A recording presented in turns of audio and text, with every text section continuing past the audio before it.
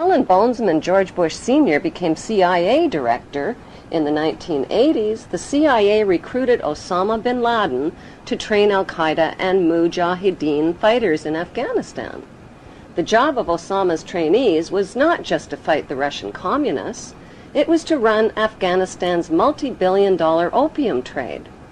Heroin, manufactured from Afghan opium, supplied $250 to $300 billion annually to Wall Street and the U.S. banks. Authors Alfred McCoy and Michael Levine tied the CIA to this unholy drug alliance and received national attention when the CIA tried to suppress their books. Michael Levine became a best-selling author when he wrote about his experience of this unholy alliance. After 30 years' distinguished service with the DEA, he could write with some authority. You could look at what they did to me as an example in microcosm of Central Intelligence's actions and the State Department in completely subverting the drug war. You know, the drug war was something that only existed in the minds of Americans, on the streets of America, for kids like my brother, for cops who died. There was no drug war. The biggest drug dealers in the world were given a license to sell drugs to Americans to support themselves. And this continued right down from Southeast Asia, through the Mujahideen, through the Contras.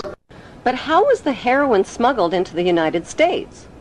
One of America's most gruesome secrets is that during the Vietnam War, heroin was smuggled into the United States by hiding it inside the body bags of dead American soldiers.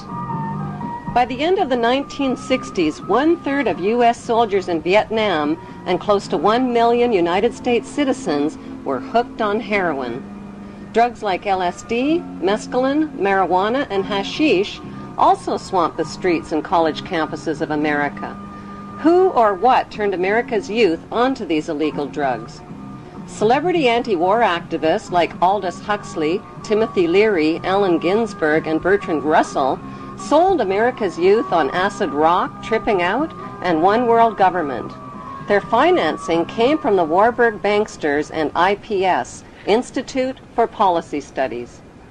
Over 100 million doses of LSD that hit the streets of America were purchased by Timothy Leary and Alan Dulles through S.G. Warburg's Sandoz AB Pharmaceutical Company in Switzerland.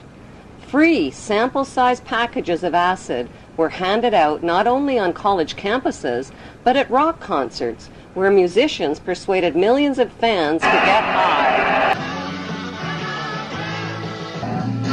Critics of the drug culture blame parents, teachers, law enforcement, and everybody except the people behind it all, namely the Rothschild-Warburg banksters and their Committee of 300. According to Dr. John Coleman, who wrote the story of the Committee of 300, the Beatles rock group were brought to America by the Tavistock Institute. Tavistock launched the drug culture revolution in America to popularize and normalize social drug use.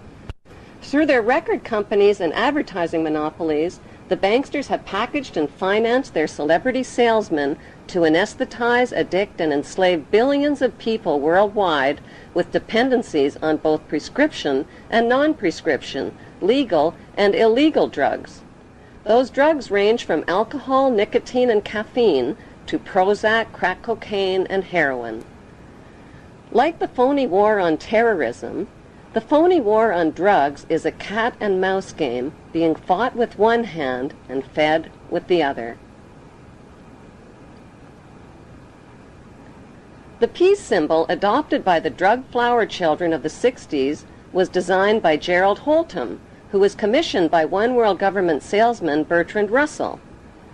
The symbol was never designed as a symbol of peace, but as a symbol of death. It is actually a cross turned upside down with the arms broken and is used by Satanists and in Druid witchcraft.